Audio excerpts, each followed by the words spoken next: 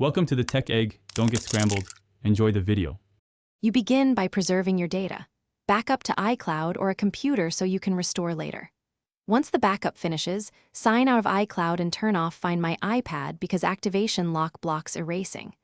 Make sure the device has sufficient battery or is plugged into power. This prevents interruption. Now open Settings, go to General, and scroll to Transfer or Reset iPad. This is the entry point to remove all content and settings. So proceed to the next steps.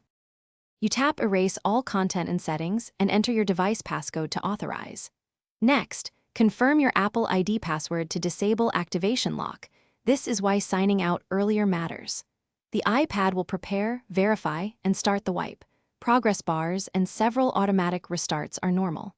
Make sure you do not disconnect power or try to force reboot mid-process, because interruptions can leave the iPad in a recovery state.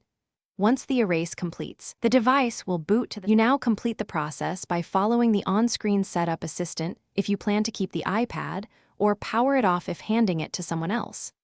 If the device still requests the previous Apple ID, make sure the owner signs in to remove activation lock. This is a common blocker. If the erase fails or the iPad is stuck, connect to a computer, put the iPad into recovery mode, and restore via Finder or iTunes. This reinstalls iPad OS and resolves most stubborn issues.